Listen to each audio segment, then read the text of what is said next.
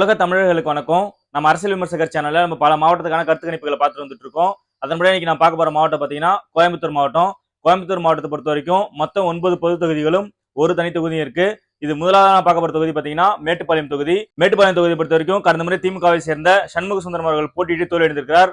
அவர் எதிர்த்து போட்டியிட்ட அதிமுக வேட்பாளர் ஏ செல்வராஜ் அவர்கள் வெற்றி பெற்றிருக்கிறார். அவர்கள் வாங்கிய வாக்குகளை பார்க்கலாம். அதிமுக வேட்பாளர் ஏ செல்வராஜ் அவர்கள் 1,05,231 வாக்குகள் பெற்று வெற்றி பெற்றிருக்கிறார். அவரை எதிர்த்து போட்டியிட்ட திமுக வேட்பாளர் சண்முக சுந்தரம் அவர்கள் 1,02,775 வாக்குகள் பெற்று தோல்வியடைந்திருக்கிறார். தற்போதைய சூழல்ல மேட்டுப்பாளையம் தொகுதிக்கு தேர்தல் வந்தா அந்த தொகுதி மக்கள் யார் பக்கம் நிக்கிறாங்கன்னு பார்க்கலாம். திமுக 39%, அதிமுக 44%, தமிழக வெற்றி கழகம் 9%, நாம் தமிழர் கட்சி 3%, தேமுதிக 2%, மற்றவை 3%. அதாவது தற்போதைய சூழல்ல மேட்டுப்பாளையம் தொகுதி தேர்தல் வந்தா மேட்டுப்பாளையம் தொகுதியை பொறுத்த வரைக்கும் அதிமுக இங்க மீண்டும் ரீடைன் பண்றாங்க.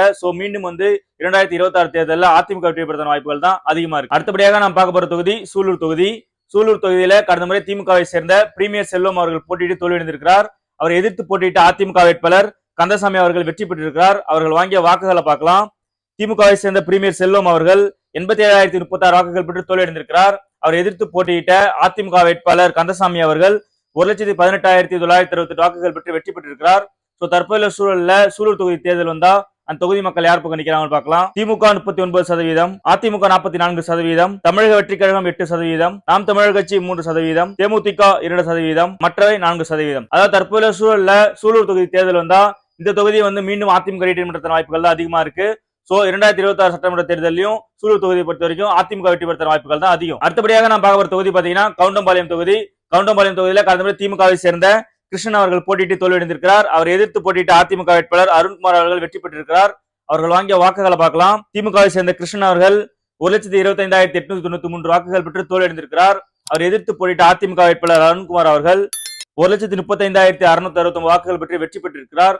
தற்போதைய சூழல்ல கவுண்டம்பாளையம் தொகுதி தேர்தல் வந்தா அந்த தொகுதி மக்கள் யார் பக்கம் நிக்கிறாங்கன்னு பார்க்கலாம். திமுக 37%, அதிமுக 41%, தமிழக வெற்றி கழகம் 11%, நாம் தமிழர் கட்சி 4%, தேமுதிக 2%, மற்றவை 5%. அதாவது தற்போதைய சூழல்ல தேர்தல் வந்தா கடந்த 2 தொகுதி மாதிரி தான் கவுண்டம்பாளையம் தொகுதியிலும் அதிமுக வெற்றி பெறுற வாய்ப்புகள் தான் அதிகம். இந்த தொகுதியை அவங்க திரும்பவும் ரிட்டைன் பண்றாங்க. அதிமுக வெற்றி பெறுற வாய்ப்புகள் தான் அதிகம். அடுத்தபடியாக நான் பார்க்க போற தொகுதி கோயம்புத்தூர் வடக்கு தொகுதி. கோயம்புத்தூர் வடக்கு தொகுதியில கடந்த முறை திமுகவை சேர்ந்த சண்முக சுந்தரம் அவர்கள் போட்டியிட்டு தோல்வியடைந்திருக்கிறார். அவரை எதிர்த்து போட்டியிட்ட அதிமுக வேட்பாளர் அம்மன் அர்ஜுனன் அவர்கள் வெற்றி பெற்றிருக்கிறார். அவர்கள் வாங்கிய வாக்குகளை பார்க்கலாம். திமுக வேட்பாளர் சண்முக சுந்தரம் அவர்கள் 77,453 வாக்குகள் பெற்று தோல்வியடைந்திருக்கிறார். அவர் எதிர்த்து போட்டியிட்ட அதிமுக வேட்பாளர் அம்மன் அர்ஜுனன் அவர்கள் 81,454 வாக்குகள் பெற்று வெற்றி அடைந்திருக்கிறார். தற்போதைய சூழல்ல கோயம்புத்தூர் வடக்கு தொகுதி தேர்தல் வந்தா அந்த தொகுதி மக்கள் யார் பக்கம் நிக்கிறாங்கன்னு பார்க்கலாம். திமுக 38%, அதிமுக 40%, தமிழக வெற்றி கழகம் 12%, நாம் தமிழர் கட்சி 3%, தேமுதிக 1%, மற்றவை 6%. அதாவது தற்போதைய சூழல்ல கோயம்புத்தூர் வடக்கு தொகுதி தேர்தல் வந்தா இந்த தொகுதி மீண்டும் அதிமுக ரீட்டைன் பண்ற வாய்ப்புகள் தான் அதிகம். இந்த தொகுதி அதிமுக தொகுதியா தான் தெரியுது. அடுத்தபடியாக நான் பார்க்க போற தொகுதி தொண்டாமுத்தூர் தொகுதி. தொண்டாமுத்தூர் தொகுதி முன்னாள் அமைச்சர் எஸ்.பி. வேலுமணி அவர்கள் தொகுதி. அவர் தொகுதியை கடந்த முறை பாத்தீங்கன்னா திமுகவை சேர்ந்த கார்த்திகேய அவர்கள் போட்டியிட்டு தோல்வியடைந்திருக்கிறார். அவர் எதிர்த்து போட்டியிட்ட அதிமுக வேட்பாளர் முன்னாள் அமைச்சர் எஸ்.பி. வேலுமணி அவர்கள் 1,24,225 வாக்குகள் பெற்று பெருவாரியான வாக்கு வித்தியாசத்தில் வெற்றி பெற்றிருக்கிறார். அதை எதிர்த்து போட்டியிட்ட திமுக வேட்பாளர் 82,595 வாக்குகள் பெற்று தோல்வியடைந்திருக்கிறார்.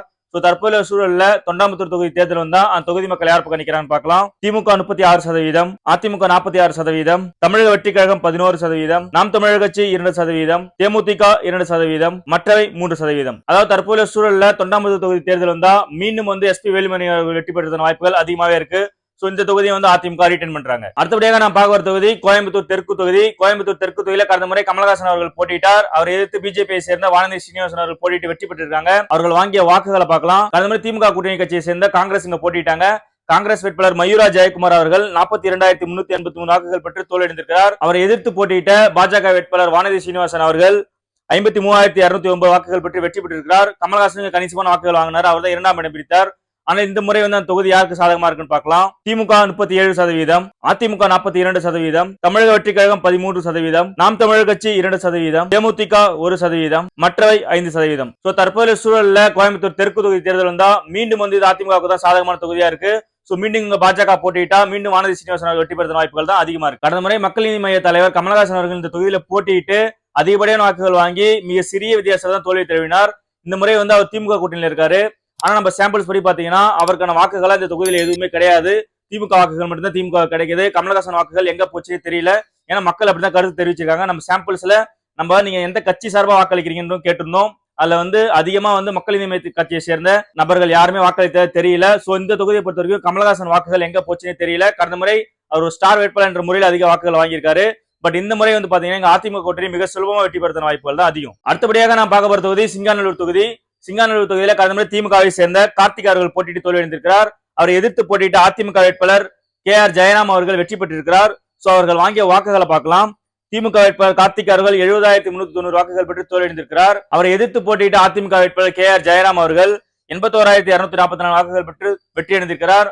சோ தற்போதைய சூழல்ல இந்த தொகுதிக்கு தேர்தல் வந்தா அந்த தொகுதி மக்கள் யார் பக்கம் நிக்கிறாங்கன்னு பார்க்கலாம். திமுக 38%, அதிமுக 43%, தமிழக வெற்றி கழகம் 11%, நாம் தமிழர் கட்சி 2%, தேமுதிக 2%, மற்றவை 4%. அதாவது தற்போதைய சூழல்ல சிங்காநல்லூர் தொகுதி தேர்தல் வந்தா மீண்டும் வந்து அதிமுக ரீட்டைன் பண்றதுக்கான வாய்ப்புகள் அதிகமாவே இருக்கு. சோ இந்த தொகுதி வந்து அதிமுக போறதுக்கான வாய்ப்புகள் தான் அதிகம். அடுத்தபடியாக நான் பார்க்க போற தொகுதி கிணத்துக்கடவு தொகுதி. கிணத்துக்கடவு தொகுதியில கடந்த முறை திமுகவை சேர்ந்த குறிச்சி பிரபாகரன் அவர்கள் போட்டியிட்டு தோல்வியடைந்திருக்கிறார். அவரை எதிர்த்து போட்டியிட்ட அதிமுக வேட்பாளர் தாமோதரன் அவர்கள் வெற்றி அடைந்திருக்கிறார். கடந்த முறை பாத்தீங்கன்னா ஒரு டஃப் ஃபைட் இருந்துச்சு. கிட்டத்தட்ட ஒரு 300 வாக்குகள் வித்தியாசம் தான் வெற்றி தோல்வி நிர்ணயிச்சாங்க. பட் இந்த முறை தேர்தல் வந்தா கிணத்துக்கடவு தொகுதி யாருக்கு சாதகமா இருக்குன்னு பார்க்கலாம். திமுக 38%, அதிமுக 42%, தமிழக வெற்றி கழகம் 9%, நாம் தமிழர் கட்சி 3%, தேமுதிக 3%, மற்றவை 5%. அதாவது தற்போதைய சூழல்ல இந்த தொகுதி வந்து அதிமுக பக்கம் போறதுக்கான வாய்ப்புகள் அதிகமா இருக்கு. கடந்த முறை பாத்தீங்கன்னா வெரி டஃப் ஃபைட் கொடுத்து ஒரு 300 வாக்கு வித்தியாசம் தான் வந்து அதிமுக ஜெயிச்சாங்க. ஆனா இந்த முறை ஒரு நல்ல வாக்கு வித்தியாசத்தில் வெற்றி பெறுவதற்கான வாய்ப்புகள் அதிகமாவே இருக்கு. அடுத்தபடியாக நான் பார்க்க போற தொகுதி பொள்ளாச்சி தொகுதி. பொள்ளாச்சி தொகுதியில கடந்த முறை திமுகவை சேர்ந்த டாக்டர் வரதராஜன் அவர்கள் போட்டியிட்டு தோல்வியடைந்திருக்கிறார். அதிமுகவை சேர்ந்த பொள்ளாச்சி ஜெயராமன் அவர்கள் போட்டியிட்டு வெற்றி பெற்றிருக்கிறார். அவர்கள் வாங்கிய வாக்குகளை பார்க்கலாம். திமுகவை சேர்ந்த டாக்டர் வரதராஜன் அவர்கள் 78,842 வாக்குகள் பெற்று தோல்வியடைந்திருக்கிறார். அவரை எதிர்த்து போட்டியிட்ட அதிமுக வேட்பாளர் பொள்ளாச்சி ஜெயராமன் அவர்கள் 80,567 வாக்குகள் பெற்று வெற்றி அடைந்திருக்கிறார். சோ தற்போதைய சூழல்ல பொள்ளாச்சி தொகுதி தேர்தல் வந்தா அந்த தொகுதி மக்கள் யார் பக்கம் நிக்கிறாங்கன்னு பார்க்கலாம். திமுக 41%, அதிமுக 44%, தமிழக வெற்றி கழகம் 8%, நாம் தமிழர் கட்சி 2%, தேமுதிக 2%, மற்றவை 3%. அதாவது தற்போதைய சூழல்ல பொள்ளாச்சி தொகுதி தேர்தல் வந்தா இந்த தொகுதியில வந்து மீண்டும் பொள்ளாச்சி ஜெயராமன் வெற்றி பெறுவதற்கான வாய்ப்புகள் அதிகமாவே இருக்கு. சோ இந்த தொகுதி வந்து பாத்தீங்கன்னா அதிமுக தொகுதியா தான் இருக்கு. அடுத்தபடியாக நான் பார்க்க போற தொகுதி வால்பாறை தனி தொகுதி. வால்பாறை தனி தொகுதியில கடந்த முறை கம்யூனிஸ்ட் கட்சியை சேர்ந்த ஆறுமுகம் அவர்கள் போட்டியிட்டு தோல்வியடைந்திருக்கிறார். அவரை எதிர்த்து போட்டியிட்ட அதிமுக வேட்பாளர் அமுல் கந்தசாமி அவர்கள் வெற்றி பெற்றிருக்கிறார். அவர்கள் வாங்கிய வாக்குகளை பார்க்கலாம். கம்யூனிஸ்ட் கட்சியை சேர்ந்த ஆறுமுகம் அவர்கள் 59,449 வாக்குகள் பெற்று தோல்வியடைந்திருக்கிறார். அவரை எதிர்த்து போட்டியிட்ட அமுல் கந்தசாமி அவர்கள் 71,672 வாக்குகள் பெற்று வெற்றி பெற்றிருக்கிறார்.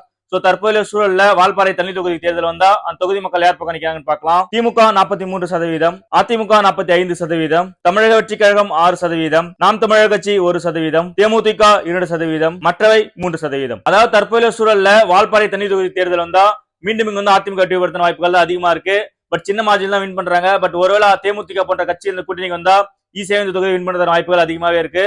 சோ தற்போதைய சூழல்ல பாத்தீங்கன்னா வால்பாறை தனி தொகுதி அதிமுக பக்கம் போறதுக்கான வாய்ப்புகள் தான் அதிகம். இப்ப நம்ம கோயம்புத்தூர் மாவட்டத்தில் இருக்கிற மொத்தம் 10 தொகுதியில பார்த்தாச்சு. 10 தொகுதி வந்து அதிமுக வெற்றி பெறுவதற்கான வாய்ப்புகள் தான் அதிகமா இருக்கு. இங்க வந்து இழுபறியா கூட எந்த தொகுதியுமே இல்ல. சோ வந்து அதிமுக கோயம்புத்தூர் மாவட்டத்தில் இருக்கிற 10 தொகுதி வந்து ஈஸியா வின் பண்றதுக்கான வாய்ப்புகள் தான் அதிகம்.